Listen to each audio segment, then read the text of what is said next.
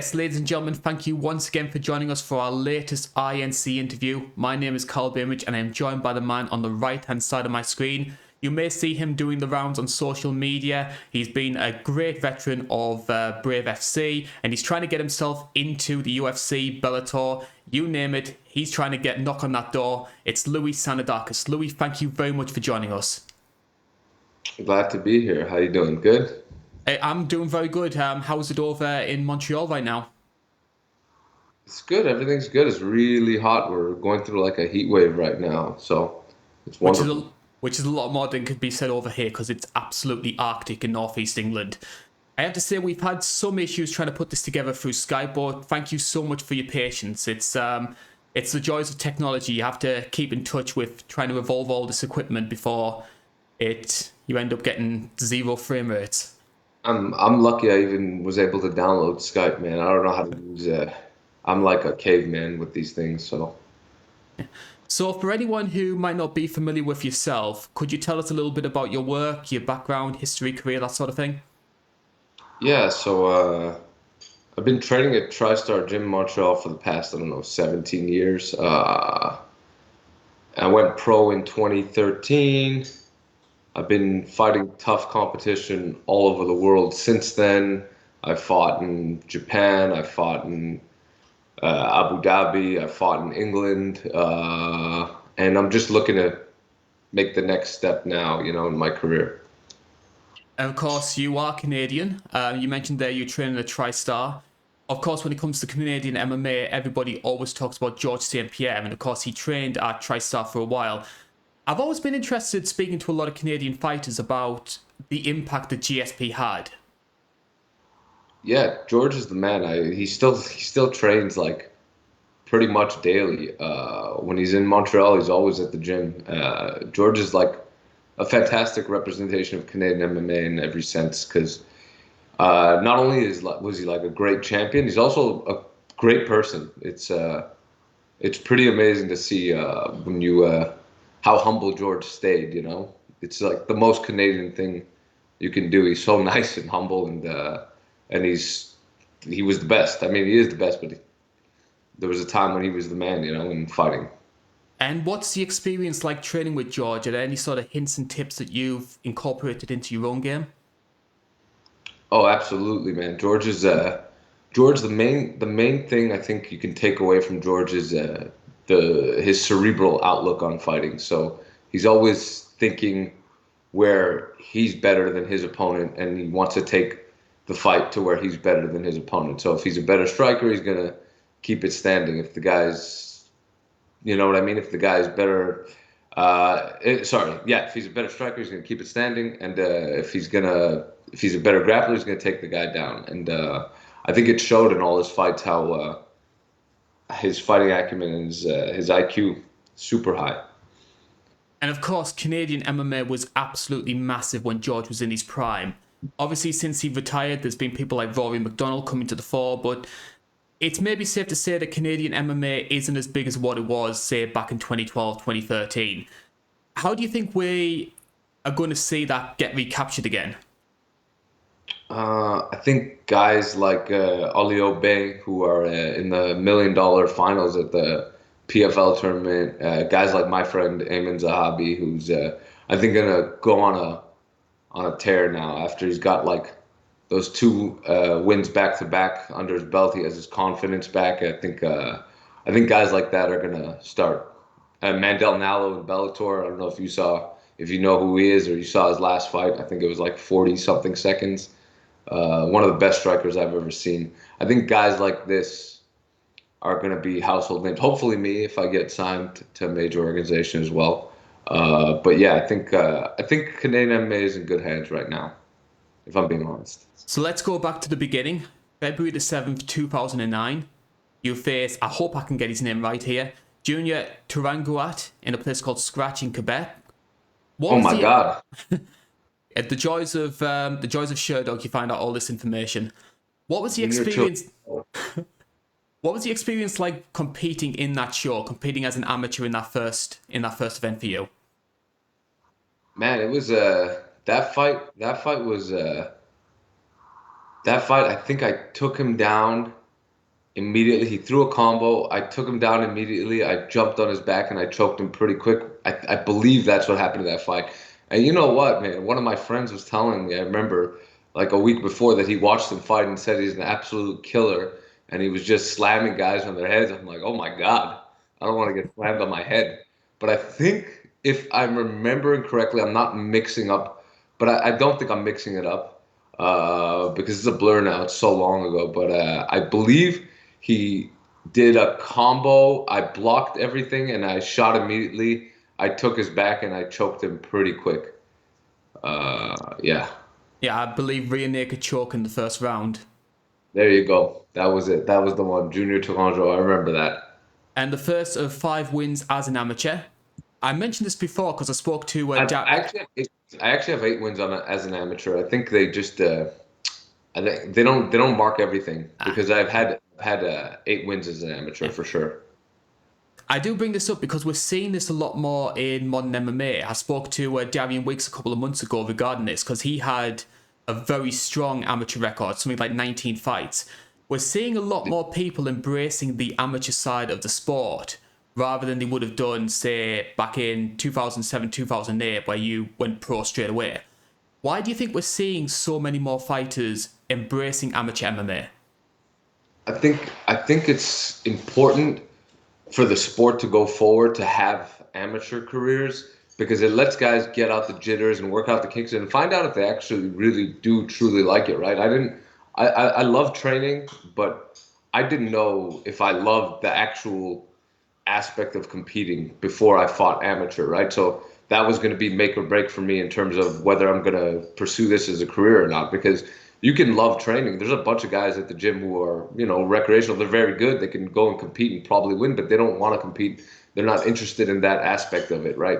So I think amateur lets you weed those guys out. So I think it's gonna contribute to better professionals in the future. And what would you say are the biggest lessons that you've learned fighting as an amateur? Uh, I think I think so. One thing I learned, rounds were shorter as an amateur. They're 3-minute rounds, so I learned that to be able to compete at a high pace early on, it was a lot different actually. So it was a lot more. I was a lot more focused on finishing and getting because it's hard to look good in 3 minutes as opposed to 5 minutes. So I think I learned to be able to compete at a high pace and get my cardio there because it's a lot different, the cardio for a 5-minute round versus a 3-minute round. And also just worked out the kinks in my game, found out what I was good at, what it's like to get hit early on without the pain of like, losing a pro fight. Yeah, because I do know there's a lot of people out there who they will they will look at every element of a fighter's record, and if you see a loss, even if it's on the amateur scene, I mean, I've seen people on social media do this all the time. They will hold that against fighters to the end of their careers. So that's, I think, amateur MMA to try and work out a lot of those kinks, I think is very beneficial. And I think you are testimony to that. You've had a great amateur career and you're taking that into the pros. One of the big things that stands out for me looking at your sort of portfolio, it's the places where you fought. We're talking New Jersey, the UK, you were in Pancras for a time. What's the experiences like competing in all these different countries compared to, say, Canada or the US? Honestly, for me, the only real difference is like when I'm competing in Canada, most of my family can come, especially when it's in Montreal. Most of my family can come. So I have that kind of moral support during fight week, let's say. Like I have my family around me, which I love to be around my family. I'm always around my family every weekend and quite often. So I think that's cool. But when I travel around the world, like when you go to places like India and Japan, it's a little harder to find food that's suitable. So that's the tougher adjustment you got to make competing because you don't want to gain too much weight and all the food looks so delicious, but you can't be doing trial and error on fight week. Outside of that, though, I'm pretty relaxed. It's all relatively the same. It's kind of cool to visit these places and be able to compete there too. So I try to look at it from that perspective too. And I think most people talking about your travels will know you from your time competing with Brave, which is a promotion based in Abu Dhabi. We're really seeing that side of the world beginning to embrace MMA a lot more. Like the UFC, obviously, they've got an event taking place, UFC 280. That's going to be in Abu Dhabi, which is, it's almost sort of become a second home for the UFC in recent years. Yep, that's yeah, the Fight Island, right? Yeah. Um, yeah, I would love to get on that card on October 22nd. That'd be cool. Yeah. I'm 1-0 in Abu Dhabi. My wife's family's from Dubai. They could drive right over. We can hang out. What was the best part about fighting in Abu Dhabi for you? Best part about you know what? That was the first time I met my in-laws. So we hung out before and after the fight, and it was actually really cool. Yeah, it was very cool. So that was the best part. And obviously, Brave is a great promotion, so they treat you super well. They take care of you. I loved competing for Brave. And all this talk brings us on to your most recent chapter. You're competing for X MMA, which is a promotion I've really been getting behind, because if there's any sort of guy that seems to have sort of like maybe dealt a bit of a bad hand in the UFC, they usually find a home fighting in XMMA. So you've got people like John Dodson, Kyle Bochniak, and of course this includes yourself. You competed there earlier in the year. Congratulations on a unanimous decision win. Thank you. Yeah, I fought a very tough, like rugged UFC vet. And yeah, it was good. It's a great show. I love XMA. They actually treat the fighters super well too. It's one of the better regional shows in my opinion. Everyone's happy with them. So everyone I spoke to, all the other fighters on the card were super happy to be there. And then a couple guys signed pretty good contracts after they fought on the card I fought on. I think Adley Edwards got a short notice fight against Aaron Pico. Who else? Someone else signed with the UFC after that, I believe. Who was it? I don't know. My memory doesn't serve me right now, but maybe I'll come back to it. And competing alongside a lot of those ex UFC guys, is there an aura around them? Do you like sort of go to yourself, oh my god, that's John Dodson, or Honestly, no. Because I've been around this for so long, I've cornered UFC fights. I've been to UFC events with like I have friends who fight in the UFC. I got Arnold Allen, I got Ayman Zahabi. So I've cornered Arnold Allen. I mean, it doesn't. The bright lights don't really get to me like that because I'm quite used to it, and I've been around these guys at the gym all the time. So, nah, there's no real aura there. one of the big reasons I was interested in talking to you was because I've been following you on social media. You've been very vocal in trying to get the UFC's attention. You're always trying to tweet at Sean Shelby, McNernad. If there's a fight which drops out, you're throwing your hand up there to say, hey, I'll step in on 10 days' notice or so forth. Has there been any sort of acknowledgement from the UFC in regards to your sort of social media activism? In regards to my social media activism, I don't think so. I just tell my friends spam and whatever. I don't know. I don't think it's working out so well in that regard. I'm trying my best. We'll see. Maybe something happens. It's a little tough though too because I'm Canadian, right? I don't have an American visa, so I'm sure when a fight drops out in the U.S., it's a lot easier for them to sign like an American guy over someone like me who doesn't have a U.S. visa, right? I have to go get a U.S. visa. I think that takes long with the processing times. But the Abu Dhabi card, you don't need a visa. So who knows? And what's your opinion on fighters using social media to try and promote themselves? I mean, I think it's a good thing as long as you're being honest, right? I think people, fans, and supporters of sport can tell when people are faking a persona or trying too hard. I try not to try too hard. I try to just be myself on there. I think that's an important aspect. Like, and that's why Connor's so successful. I think he's promoting himself well, but he's being himself probably at an elevated level. But some guys try to do that, and you can tell it's kind of phony. So they never get quite as far as guys like Connor do with that. Also, Connor, it's important to produce as well. Connor produced some incredible knockouts, won the belt, the 145-pound belt in record time off like a all-time great champion. So I think the most important thing, obviously, be good at fighting. And if you're gonna put on a persona, it has to kind of be authentically. You can be you turned up, but I think the most important thing is to be yourself. I think people embrace that and they appreciate that. And is the UFC the end goal for you? Or if there's a short notice deal with something like Bellator, the PFL one, would you take that instead? The end goal is no brain damage, man. No, I think you know what? I'll take. The truth is, I want to fight on a big stage, and I want to get paid well for my services, right? So it's not. It doesn't, Bellator, PFL, UFC. I'd obviously consider any of those because they're all huge organizations who put on great shows. PFL has that $1 million tournament that's really enticing for a lot of guys, right? My friend Ali Obey is fighting for I think in maybe 6 more weeks, he's going to fight Stevie Ray for the championship. So, he wins, he gets $1 million. That's pretty great.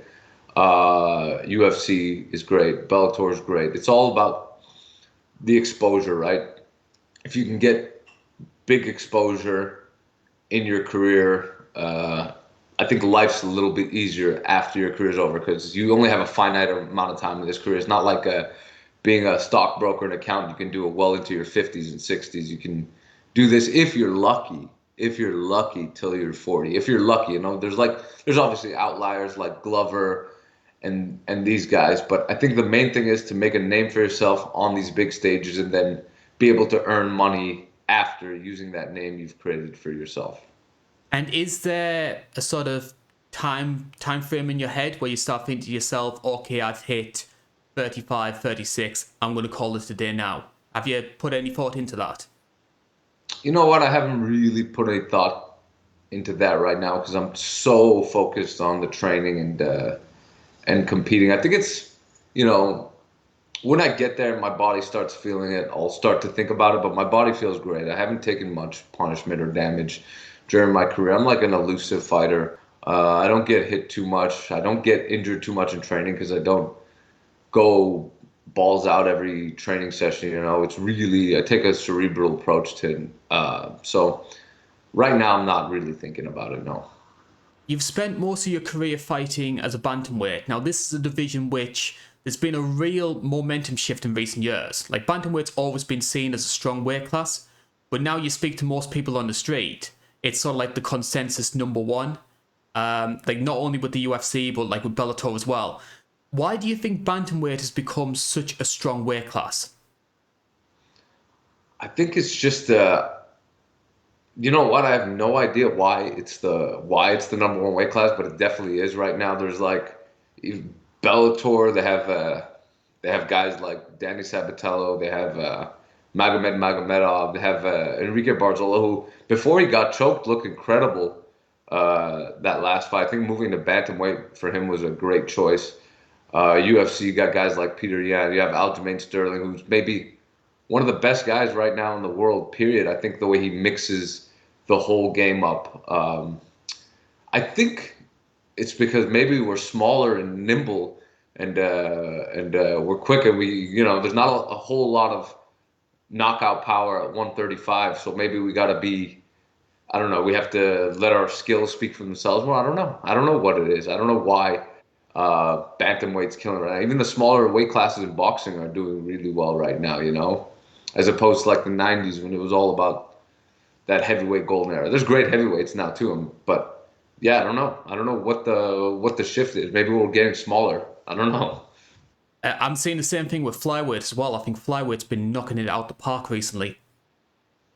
Yeah, insane. Brandon Moreno and Kai Kara France, incredible fight. That crazy body shot finish. It's a good thing you brought up Aljamain Sterling as well, because you've quite cleverly brought me onto my next question here. Of course, in Abu Dhabi, UFC 280, there's going to be a big bantamweight fight which is taking place, which is Aljamain Sterling taking on TJ Dillashaw. Do you have any predictions on how you think that fight's going to go? Man, that one's tough. I've trained with TJ before. He's really good. I was surprised at his tenacity. He's really good. I've never trained with Aljo, but I don't know. I think right now Aljo has a lot of momentum. The way he fought that last fight against Peter Yan. MMA is so nuts, though. There's so many variables. The gloves are so small. It's hard to predict anything. Like, I'm not a gambler, and if I were to take up gambling, I definitely wouldn't do it with regards to MMA. It's too nuts. But if I had to, if you had a gun to my head, I'd say I think Aljo would win that fight, probably by riding the back most rounds, maybe even getting a rear naked choke finish. I think he's mixing it up super well. The way he fought Peter Yan last time was, I think, a masterclass performance. And a real vindicating one as well, given some of the criticism he had after the first fight. Oh yeah, absolutely. He looked really good, man. The way he mixed his striking to the takedowns, the way he stayed on his back, and Peter Yan's, I think, one of the best guys. Like I think if Aljo wasn't around, I think Peter Yan would have a really long bantamweight reign. We'll end this by talking about you, the person. We focused a lot on your career. We'll try and get to know Luis Sanadakis, the everyday man. What's your big interest away from fighting? Because I've heard you're a pretty good chef. I'm not bad. I've been you know what, I took up cooking a lot of it during the pandemic, right? Because everything was closed. So I decided, all right, I gotta start making. We used to eat out a lot, my wife and I, and then we realized how much money that costs, and also we can cook better food at home. So I started looking up recipes, and yeah, man, I love cooking. I love cooking. I make like elaborate dishes. Like I make beef rendang, which is like a Malaysian kind of beef stew.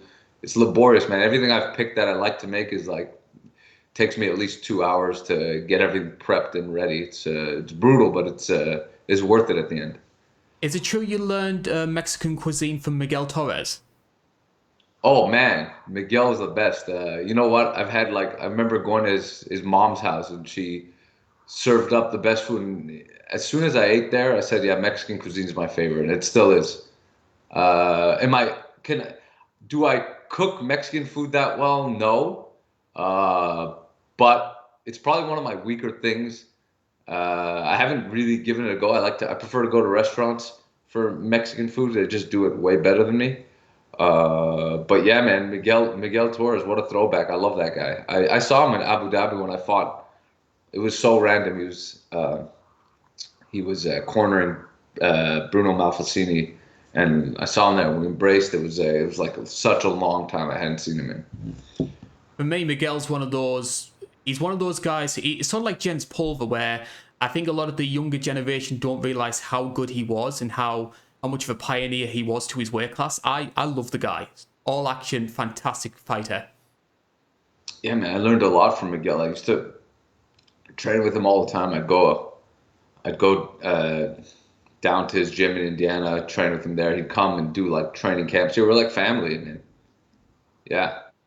Well, that's a fantastic note for us to end the broadcast on, Louis. I have to say a big thank you to doing this all on pretty much short notice.